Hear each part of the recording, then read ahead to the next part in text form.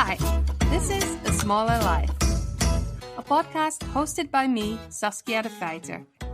I am a small business owner who wants to grow by going smaller and choose better to do better. Join me on my journey where I figure out how I can make my needlecraft business relevant in this era and in my personal life.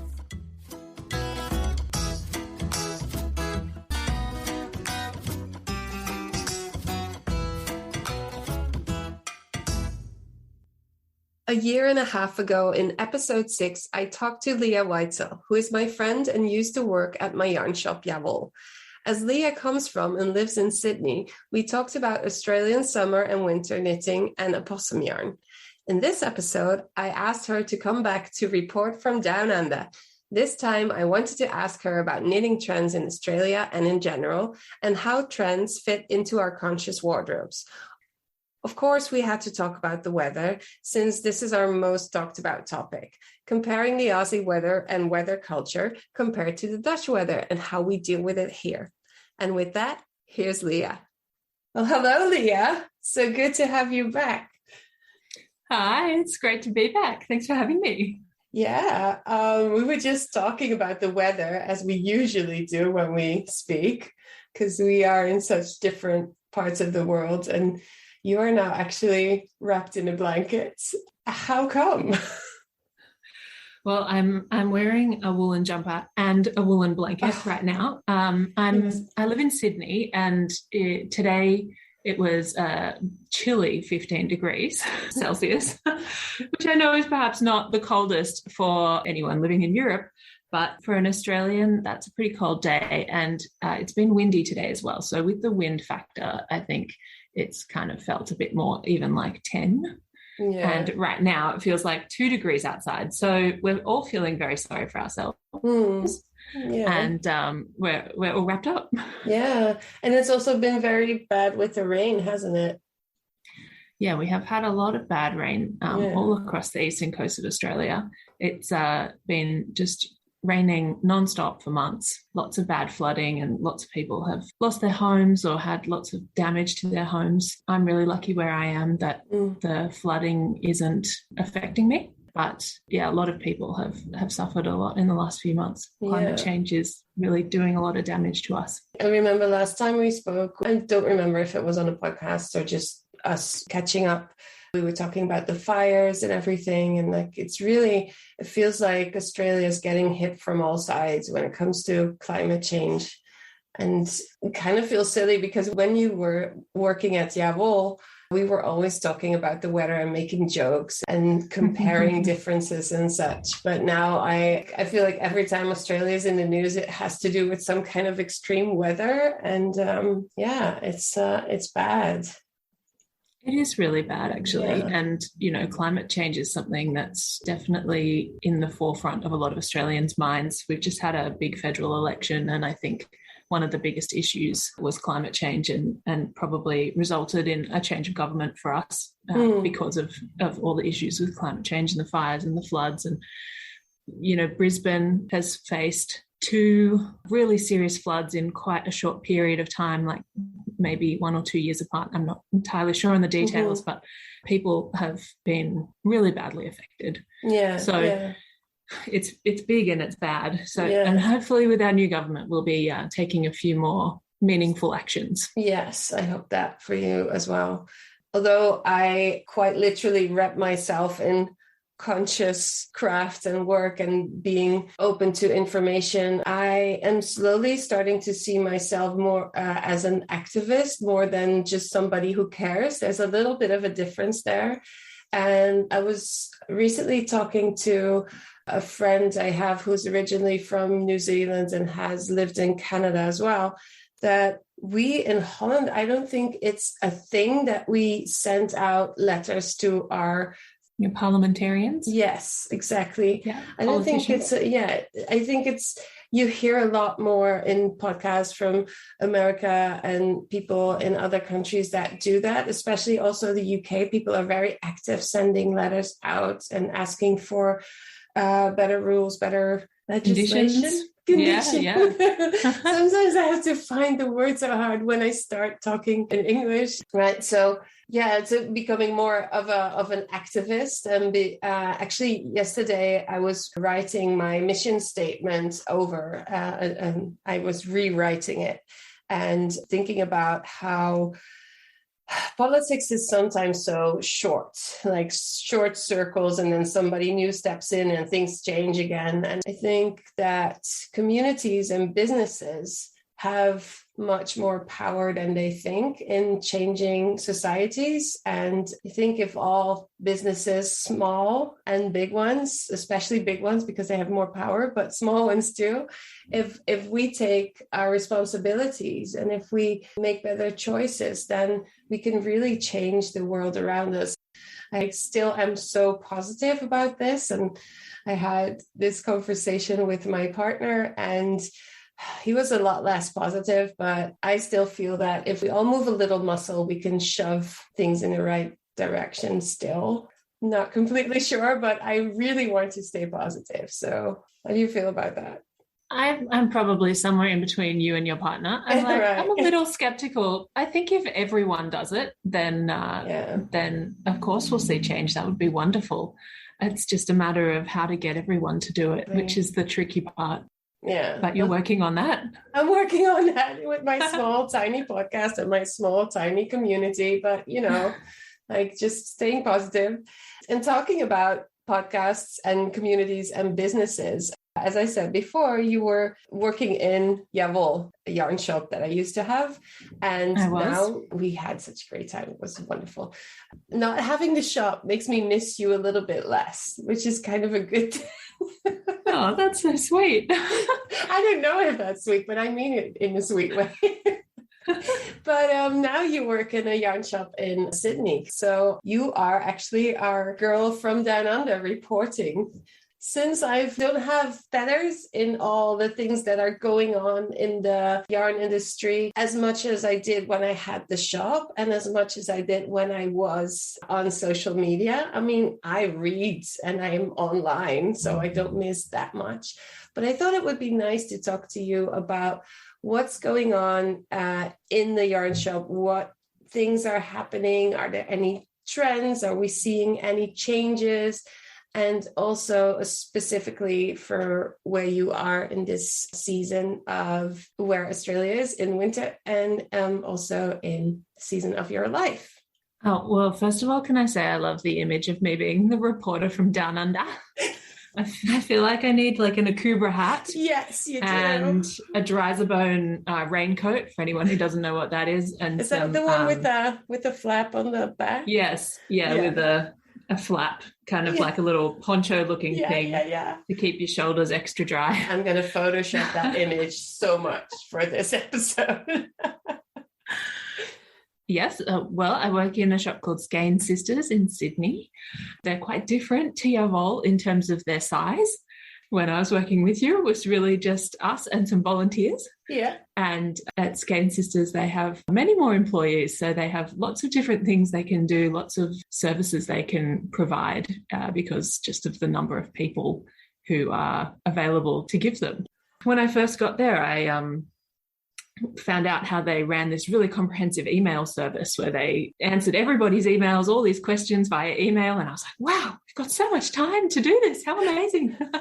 And it's been a really fun experience to work in Australia. In many ways, I would say very similar to the Netherlands. You know, like I guess the seasons mean that the hot weather affects it maybe a little bit more. Yeah. But at the same time, it's all contextual, I think, with the weather. I definitely remember working in your shop one day on a 30-degree day, so a 30 degrees Celsius. So for me, very bearable, nothing at all. And we had a customer come in and she just said to me, it's too hot today. It's too hot to stand. And I had to get out a chair for her and we sat down and had a nice cool drink together. And I think, that really speaks to how it's so contextual. We're all used to it being above 30. I think in that sense, the seasons affects us the same way. Yeah. Perhaps I would say that in Europe, I certainly noticed more people get into the non-superwash kind of more rustic yarns, right? Like the Let Lopi and things like that. Let Lopi in Australia is just too warm. I made a Let Lopi jumper when I was living in the Netherlands, and I can't really wear it here. No. I just sweat even in the middle of winter. So that's an interesting difference. And the other thing I think is that a lot more people are wearing yarn closer to their skin in Australia. Like you might just wear your woolen jumper with just one layer between, or maybe even just a t-shirt underneath. Yeah. So that changes kind of the priorities people have around softness. Right. So yeah, that's one way that the weather changes things. Merino silk blends in single plies. Yes, yeah, lots of single plies. Although, of course, with single plies comes pilling and other issues. Yeah, that was my next question.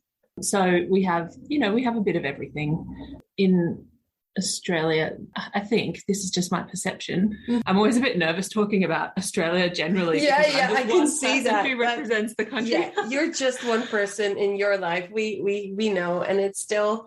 I think I can actually get quite some listeners from Australia. So to them, this is not news.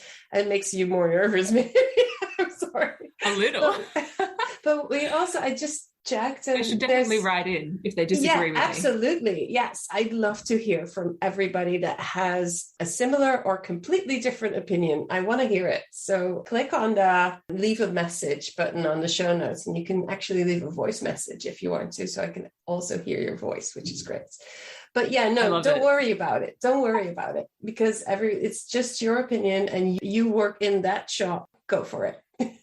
I guess my experience is that we sell less 10 plies, like less thicker yarns. We're more likely to sell kind of an 8 or a 4 ply.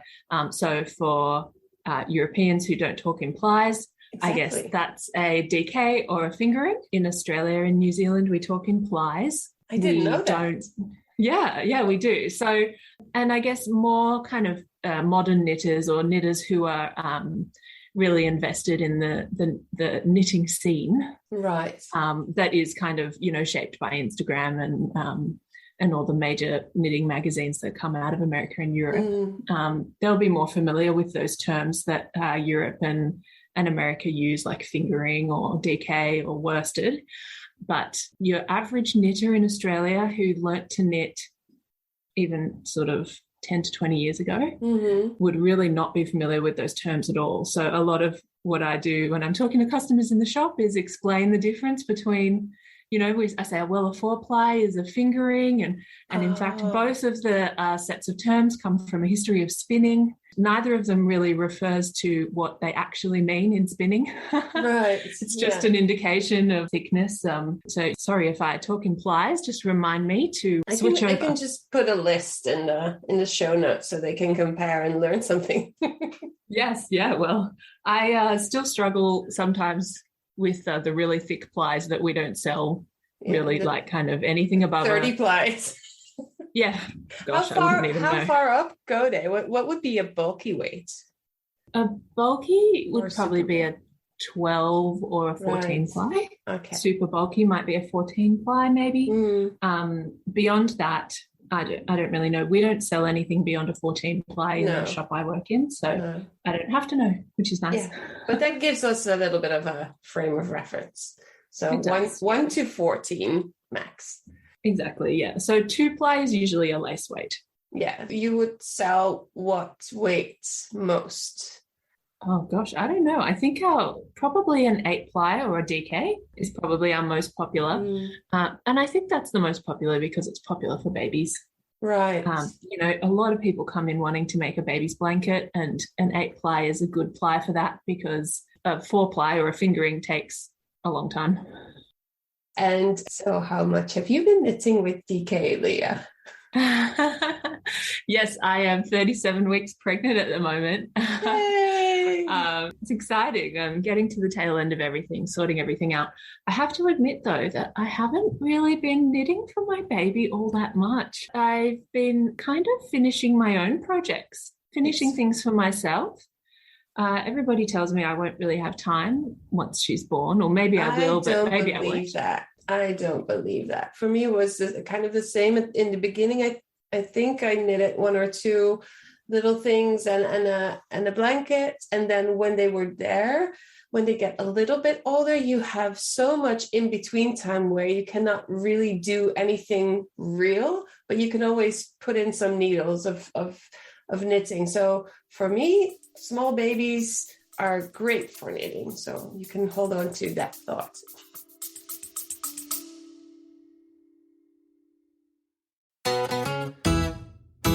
Hello, friends. I just want to say something to you quickly. So if you're liking the podcast, if you're liking what I'm talking about, consider joining the mailing list. I have bi-weekly updates on the podcast and or business insights and tips. The occasional exercise to get you ahead. If you want to actually talk to other business owners about the things that I talk about here on the podcast, why not become a Yavol community member for as little as €8.50 a month? That's like buying me coffee and a croissant. But don't do it for me though. Do it for yourself, because I promise that you will get something out of it, either the emails and or the community. So you can either go to the show notes or sign up through yavol.myflowdesk.com/pattern shift. I hope you'll join us.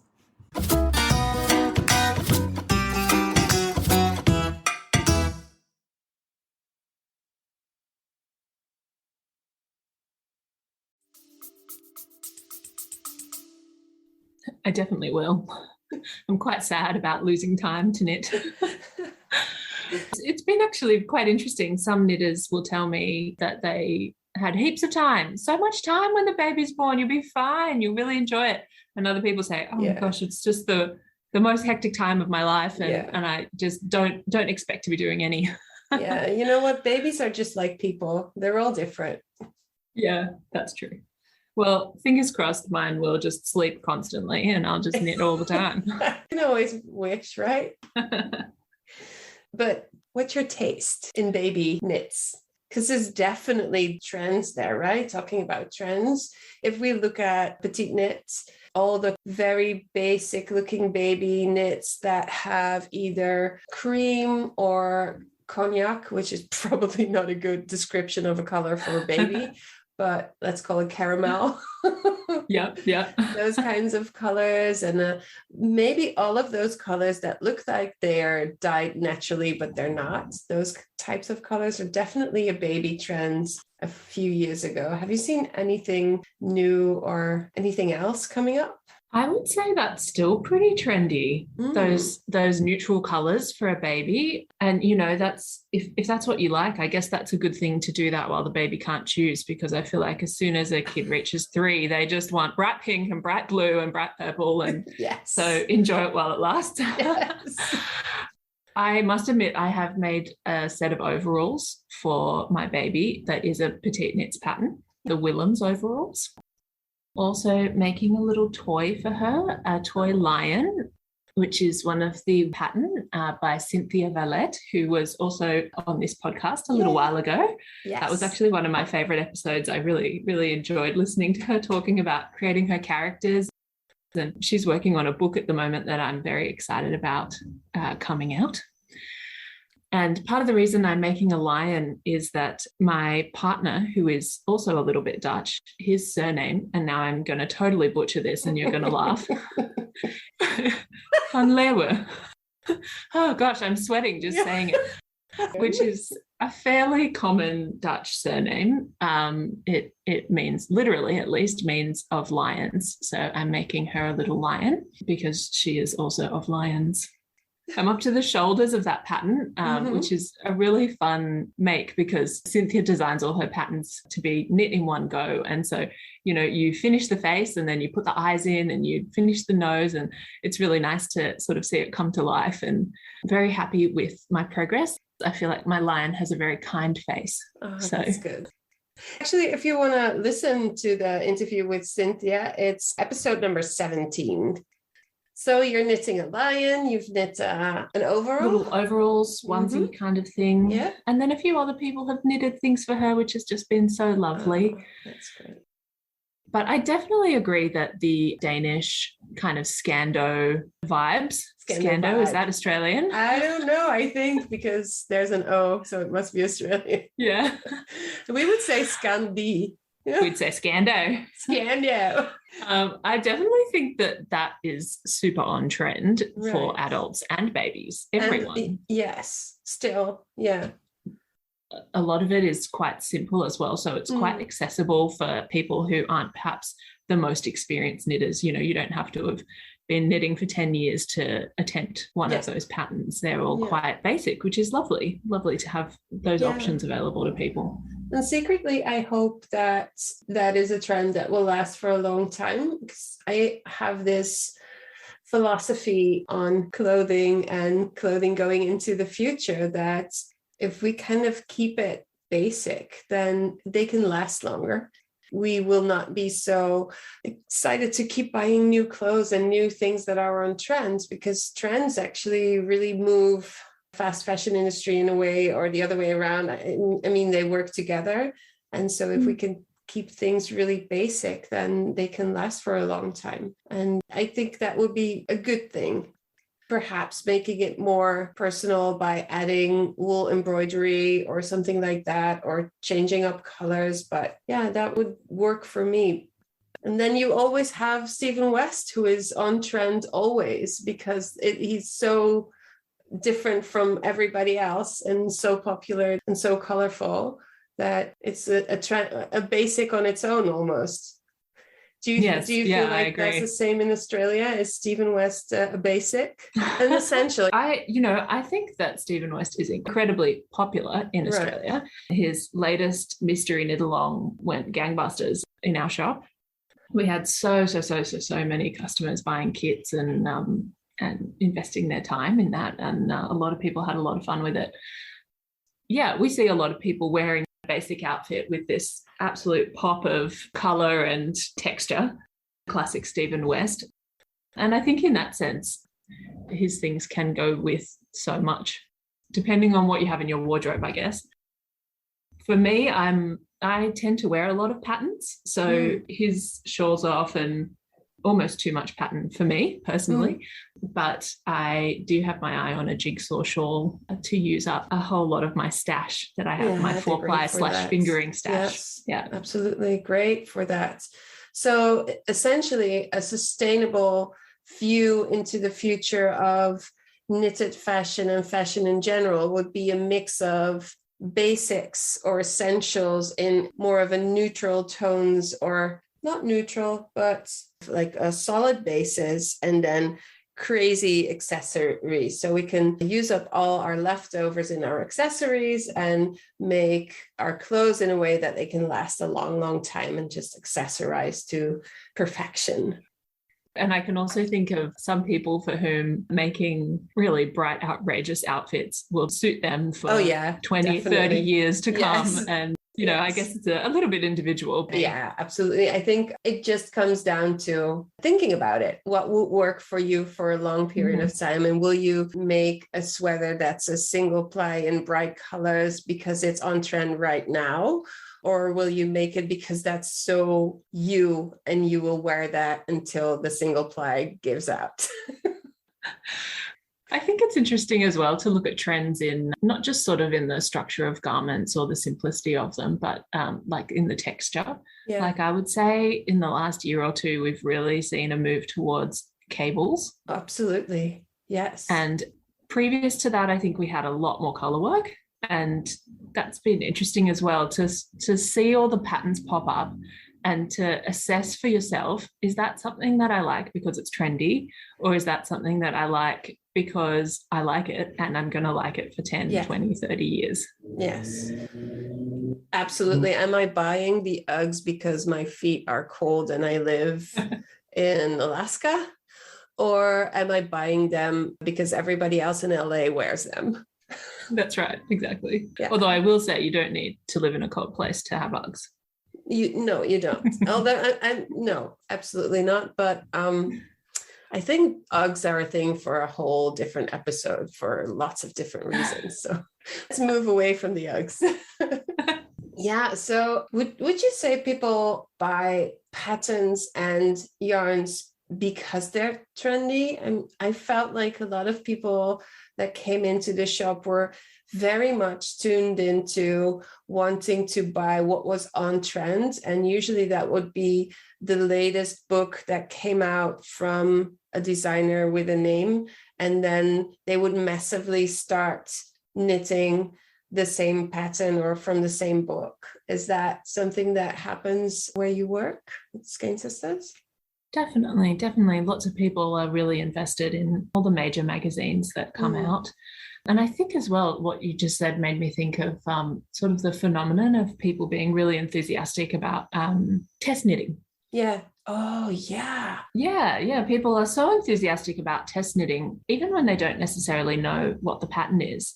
And I think there's something about trends in that as well, you know, the kind of the excitement of just knitting something new. And especially if it's from a major designer, then you sort of get this buzz from it, which is an interesting thing. I personally don't test knit as a rule. I tend to let other people do the hard work and then enjoy the pattern once it's fully edited. It is hard work. It is hard work. If you want to be a good test knitter and provide the designer with the right information, it is a lot of work.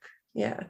But it's an interesting thing. I feel people that are test knitting feel like they have been included into a secret world or something. They've gotten a badge of, I don't know, they got a stamp on their butt, like you're okay, you can knit for this designer. And it's a very special thing. And I think it has to do with your confidence as a knitter, and it boosts your confidence. And I think that's another episode to talk about being confident as a knitter and owning your own style, your own choices, and what do you want? But most importantly, when it comes to how I look at things, what do you need? Start with what you need and then look at the thing that you need. And from there, look, what kind of materials do I have? What's the best material that I have in my house at this moment that I can use that makes me happy? Because that's important. Don't make anything that you wouldn't wear. That's besides the point. But look, if you have some yarn that matches that particular thing that you need, and if you don't, start buying for the particular thing that you need, but also all the while focus on what makes you happy, using it, wearing it. This kind of funnels you into a much less stressful way of choosing from all the different elements, all the different magazines, all the different patterns and everything else. I think a lot of people are kind of stressed out by the choice and they just go for the thing that's hot right now because it's also just an easy choice. I think that's another way of coming into making that choice. How do you feel about that? I definitely agree. I'm certainly totally overwhelmed by the choice in patterns. Yeah, when I just browse patterns, it's just, there's so many patterns to choose from and so many styles.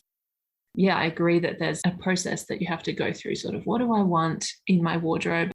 And I'm at the point now, last year I designated the year of knitting for me.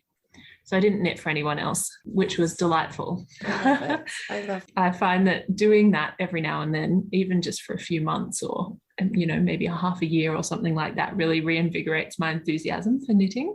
Yeah.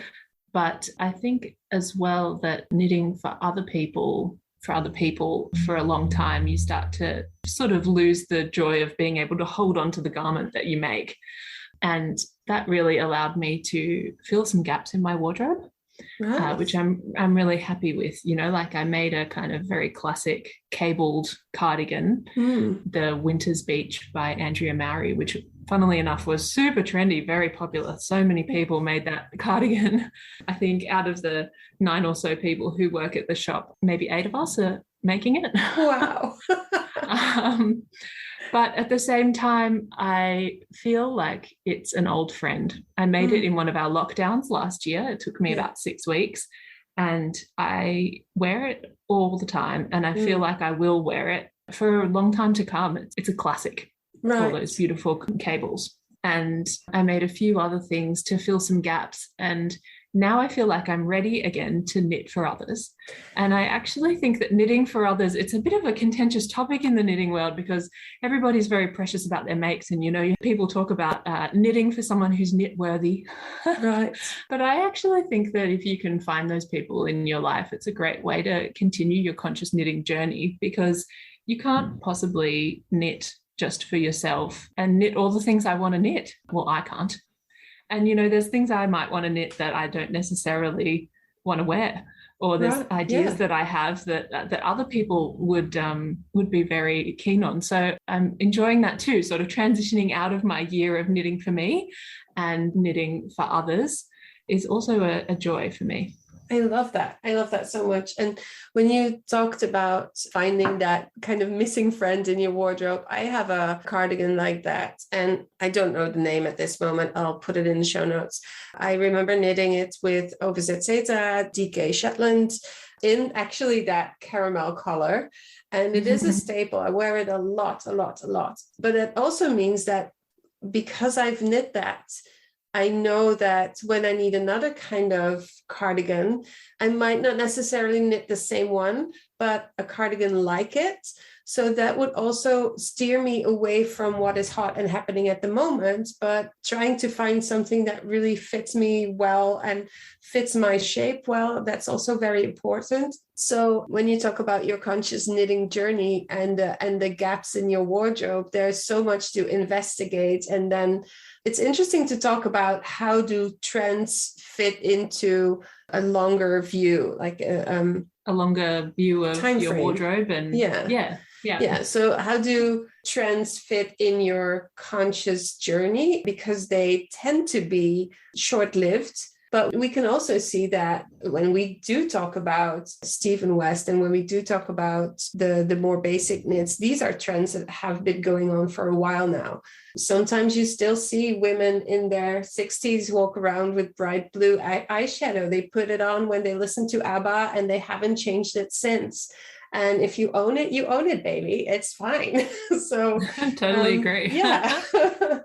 I mean, I do love a good makeover show, but I also love people that just really feel good in their particular thing that they found that matches who they are and just decide that that is who they are. And I'm sure you can think of some people in your city or in your neighborhood. I know of some people in Rotterdam that walk around looking a particular way. And there's like 4 or 5 people I can think of. There's this man with this white leather long coat that is so tattered, so broken, so weird, but he there's something going on with that coat. And it's not like he doesn't have money to buy another coat. There's just a story there, which is very interesting.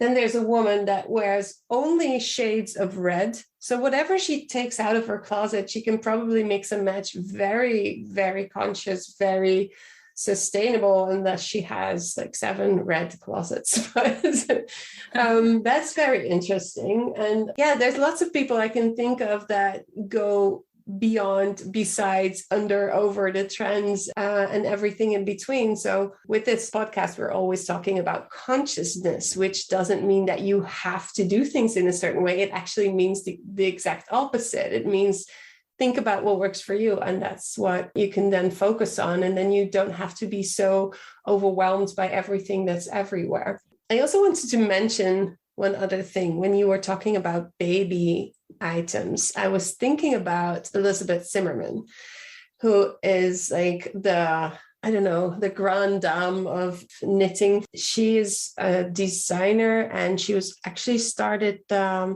a publishing company. I don't know the specifics at this moment, but she is the designer of the baby surprise jackets, amongst other popular designs.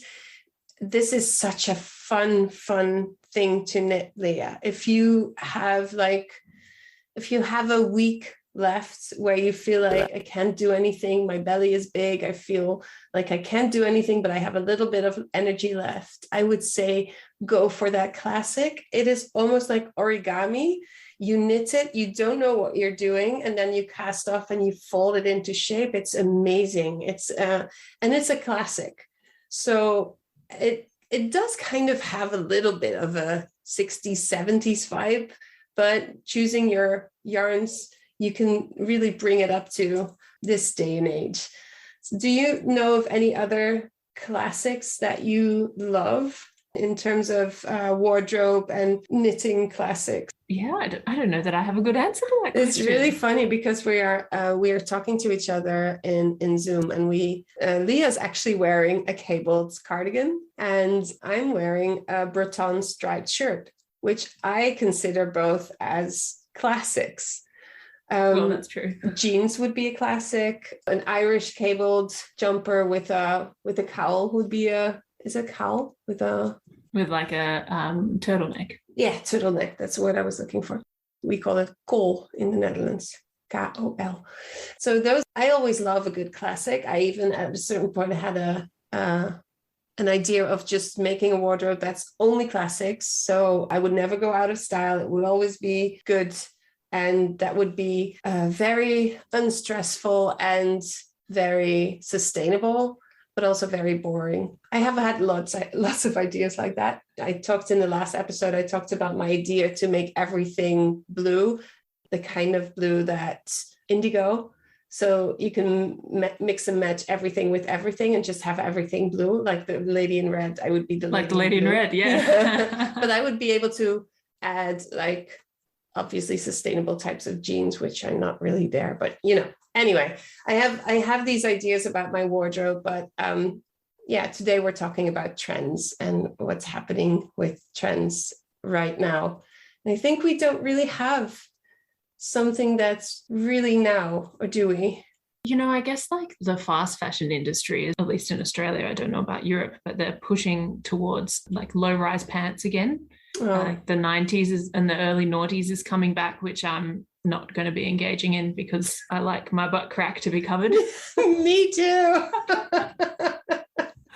But that's been interesting to sort of look at that come back, and like skinny jeans were so in for such a long time, and now they're kind of seems to be on the way out. And again, I think I'll probably just continue wearing my jeans that I have. Yeah, and that's how mom jeans started to happen, because all the moms thought, no, I'm just going to wear what's comfortable. Yeah, exactly. Life's too short for this. Yeah, it's all a circle, isn't it?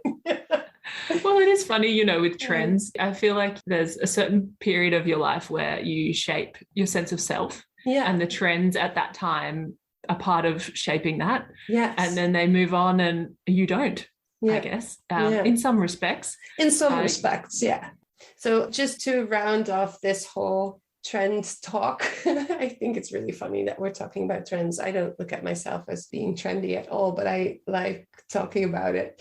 I think you're very trendy, Saskia. Really? Yeah, definitely. Oh. I just have a really good hairdresser and a big tattoo. That's my that secret. Counts. Cool. So when it comes to when you say the fashion and the fast fashion industry and the trends that are happening right now, do you see them reflected in knitting? Do you see them in the latest magazines, or is that just a completely different world? That's a good question. And I think, at least from my perspective, I think that the knitting magazines tend to be slightly more alternative. They tend to have a bit more of an out there look, a little bit.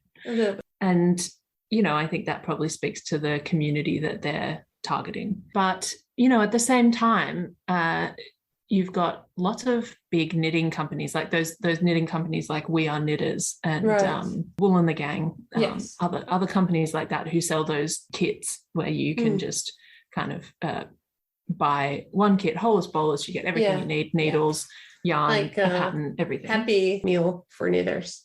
Yeah, exactly. Never thought of it like that. And they are very trendy. I think they're much more in line with the fast fashion trends, I would say. And, at our shop, we certainly get a lot of people coming in who want to knit something like this picture that they show us that's from this website. And of course, inevitably, those websites never actually tell you what weight their yarn is. And you have to do a lot of guesswork and a lot of maths to figure it out. That's why they're successful, because they have a good business model. That's right. But yeah, I guess it depends kind of where you're looking. I mean, chunky knitting is, speaking of trends, another huge trend that doesn't seem to have really gone away. Yeah. Since I started working at your shop in 2017, 20 or so. 20 long ago. Yeah, that's right. So at least for 5 years, it's been, people are just so enthusiastic about chunky knitting. Yeah. Especially newer knitters. I feel like as you get more experience, you get more enthusiastic about finer yarns. Yeah. I do think it works the other way around as well, because when I look at the trends in the fashion industry, sometimes, and if I look at the knits, I see specific trends that we have or have had with the colors changing from one color to another, and then just using different colors of yarns together, a marled type knit. Mm-hmm. I do feel that some brands look at the kind of quote unquote alternative industry that's hand knitting and take some ideas from us. I can say us, I think. So I think it's kind of like, I don't know. Yeah. On the other hand, I do feel like I can pick out a knitter in the wild. Like, it's so easy. The kind of look that they have, if you go to a festival, it's so specific, right? It's like either it's a loose pair of pants, like almost like balloony, or linen skirts with the Australian shoes. What are they? The shoes with the loops on the back. Yeah, the R.M. Williams, or no, that's one type of them. But in Europe, there's another version that's more popular, which I can't remember.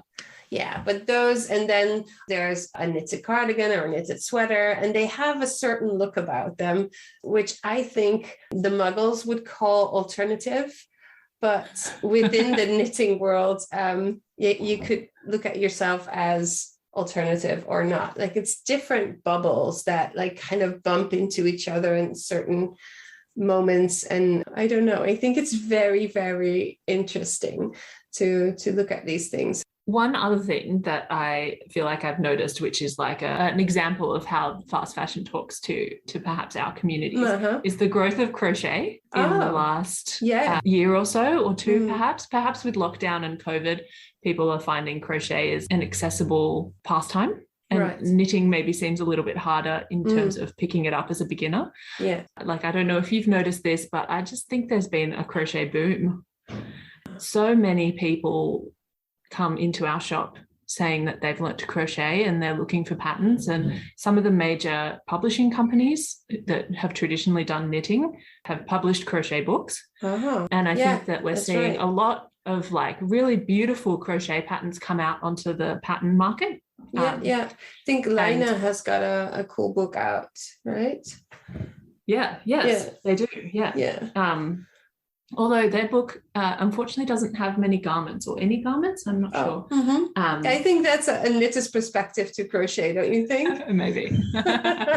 Probably. I think there's there's so many beautiful things you can do with crochet that you can't do with knitting, and it's exciting to see them come out onto the market. And I say that as someone who can't crochet really at all, but it's becoming more than amigurumi and toy making and sort of bag making. We're really starting to see more garments, and I feel like I'm starting to see more garments in shops as well. Like, so you regular think mainstream shops, the mainstream are taking garments. Mainstream is taking it from the craft community, or the other way around? You don't know. Maybe, I don't know. I feel like the growth of crochet is part of a lockdown thing, at least for us in Australia. I don't know about Europe. If this is crochet is really 70s, not so much. I remember in the 90s there was a crochet trend, because I asked my grandma to crochet me a cardigan, and it was actually the last thing she made for me because I was becoming too old. And not her, me, because I felt like the details weren't on trend enough. Like, I feel so ashamed right now, but that was what I felt at that moment. And I remember having that crochet cardigan, and it was something that was really on trend, and it was a cycle of the 70s trend in the 90s. So it's kind of double cycles back to the 90s trend right now, perhaps. But also what's really interesting is, as far as I know, a machine cannot crochet, as far as I know. I think everything that you buy that is crocheted by a person. I'm not completely sure, but I think it is. So how would that work in fast fashion? I would say don't buy it off the rack. Start learning it yourself, unless it's a really pricey item. That's like a signal, right? That's my understanding as well about crochet, that it can't be machine done. But we had like an interesting example of a customer who brought in like a shorts and t-shirt matching set kind of thing that they had bought for their daughter from Zara. Yeah. So like, I mean, Zara is a very mainstream, fast fashion, quick turnaround kind of store. And it definitely looked to be crocheted, and they wanted to remake it. So yeah, I was surprised by that, and I had a similar thought about how I didn't think that will probably crocheted be even worse than sewn clothing, to buy crocheted clothing. I know I see people with blisters on their fingers at the moment, but I'm maybe a little bit too negative. Like, if you have to have people crochet for Zara, I don't know. Well, I mean, from the way it looked made up, it looked like, they had cut out the pieces on a piece of fabric that had been crocheted. Okay. Like they'd done a sewing job on a crocheted fabric. That's kind of how it looked. But yeah, it was just an interesting example that kind of got me thinking about. Yeah, I'll do some investigating on crochet and fashion. I'll do that. And if everybody has any ideas about this or know something that we don't, please leave a message and I'll get back to it in another episode. Oh my gosh, we covered a lot. Hopefully people got something from this, and in terms of looking at their conscious wardrobe and choices they make when it comes to trends and non-trends. But you gave us a lot of insights, Lia. Thank you so much. Well, it was a joy to speak to you as well. And, I've been enjoying reporting from Down Under. And I'll see you next time. Thank you, Lia. I'm not going to try to do Australian accent. Thank you so much.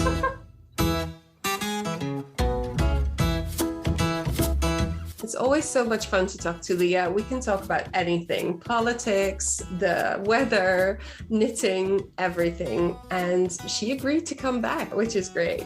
Find the brands and the items we talked about in the show notes, and please share your ideas, questions, and reactions by clicking on the voice message button in the show notes or send us an email. Find all the ways to contact me and subscribe to your bi-weekly informational and inspirational mail, The Bellwether, on the website, asmallerlife.com.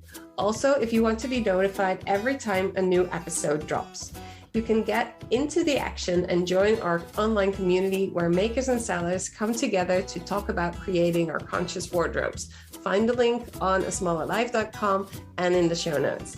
If you love the podcast and are in a position to do so, please consider supporting through Patreon. I've reinstalled my Patreon account as more listeners have notified me that they want a low-profile way to support.